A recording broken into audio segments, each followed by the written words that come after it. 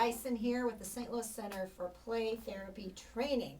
I wanted to share a technique with you that I've been using for quite some time, and I found it to be very helpful, and I want to share it with you because I bet you would use it and find it beneficial as well. It's in this wonderful book from Liana Lowenstein called Assessment and Treatment Activities for Children, Adolescents, and Families. It's published in 2008. It's still available. You could go to lianalowenstein.com and order it directly from her website if you're interested. It's an edited book. It's a collaborative effort of lots of techniques submitted by lots of therapists. I'm honored to have one included in this book as well. The one I want to focus on today is a technique that was submitted by my colleague and friend, Dr. David Crenshaw, and he calls it the magic key.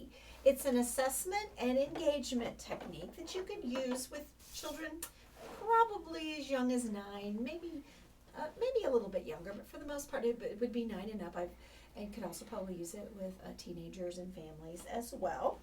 And it's a great way to sort of find out how they might be feeling about things. If they've experienced any loss in their life, it might be a good way to find out what it is that they feel that they're missing in their life. So you give them a piece of paper, you have markers or colored pencils, and you read the following to the child. And you say, imagine that you've been given a magic key. I always like to bring an actual key along. I think the visual part including a key is very powerful. It's a nice dimension to the technique. So you tell them that they imagine they've been given a magic key that opens one room in a very large castle. There are 4 floors in the castle, and since the castle is huge, there are many rooms on each floor, but your magic key only opens one of the many, many rooms in the castle. So pretend that you go from room to room, floor to floor, trying your magic key in each door until you finally come to the door that your key opens. You turn the key and the lock opens. Because it's magic and it only opens this door, what you see is the one thing that money can't buy, that you always thought would make you happy.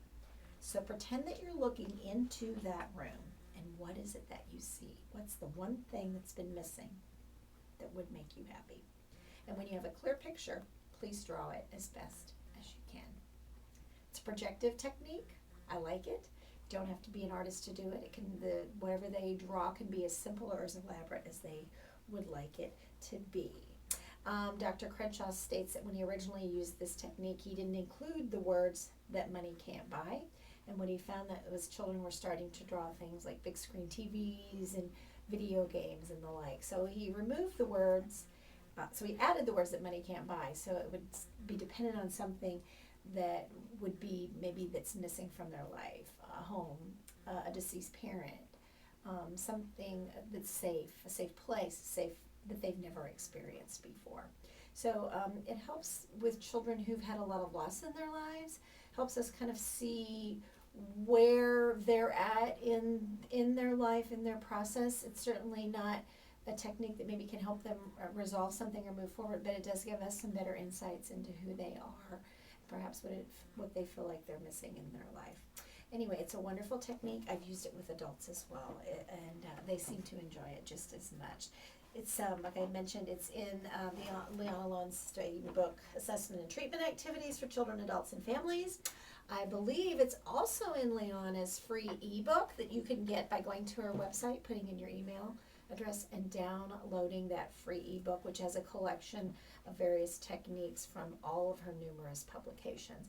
The technique and other wonderful techniques that Dr. Crenshaw has developed over the years are also available on his website. And if you go to Rhinebeck CFC, that's RHINEBECK